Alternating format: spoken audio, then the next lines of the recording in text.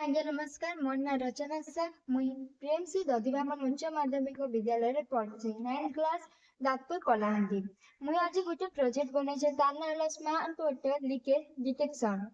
এই ପ୍ରୋଜେକ୍ଟ ବନାବାର କାରଣ ହେଲା ଯେତିକି ଆମେ ଛାତରେ ଗୋଟେ ପାଣି ଇଟା ହେଲା ମୋର ଘର ଆରେ ଇଟା ହେଲା ଇଟା ଗୋଟେ ଛାତ ଆମେ ଗୋଟେ ଛାତ ରଖିଛୁ।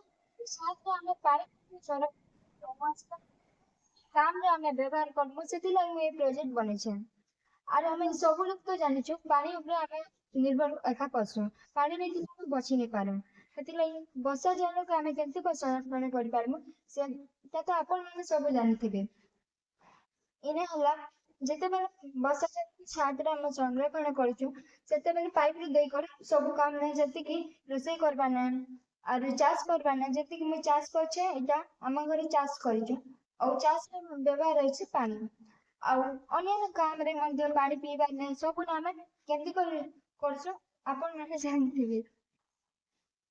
ଆଉ ଯେ ଛାତ୍ର ଜିନିଷ ଆମେ ପାଣି ଦେମୁ ବେଲେ ପାଣି ବର୍ଷା ଯେମିତିକି ଆମେ ପାଣି ଦେମୁ ବେଲେ ସେ ଗୋଟେ ସାହସ ଲଗେଇଛେ ଲିକେଜ ହଉଛି କଣା କଣା ହେଇକରି ଏଇଟା ଲିକେଜ ହେଇଯାଉଛି ଆଉ ସେଥିଲାଗି ଟିକେ ପାଣି ସ୍ଲୋ ଆସିବାକେ ହଉଛି। ସେଥିରେ ମୁଇଁ ଗୋଟେ ସେନ୍ସର ଲଗେଇଛେ ଯାହାକି ବର୍ଷା ଜଳ ପଡିଲେ ହେଲେ କଣା କଣା ଦେଇକରି ସେନ୍ସର ବାଜିଲେ ସେଟା ବୋଝର ବାଜବା। ଆରୁ ମୁଇଁ ଘରେ ଥାଇକରି ବି ଜାଣିପାରିବି ଯେ ପାଇପ ରେ କାଣା କଣା ହେଇଛି କି କାଣା ପ୍ରୋବ୍ଲେମ ହେଇଛି ବୋଲେ ମୁଁ ଆସିକରି ସେଟା ପାଇପ କେ ବଦଲେଇ ଦେଇ ପାରିବି। ଆରୁ ନୂଆ ପାଇପ ଲଗେଇ କରି ସେଟା ମୁଇଁ ଅଲଗା କାମ ଲାଗି ଘରେ ବ୍ୟବହାର କରବାର ଲାଗି ରୋଷେଇ କରବାର ଲାଗି ସବୁ କାମ ଲାଗି ମୁଇଁ ବ୍ୟବହାର କରିପାରିବି। ସେଥିଲାଗି ମୁଇଁ ପ୍ରୋଜେକ୍ଟ ବନେଇଛେ। ଧନ୍ୟବାଦ।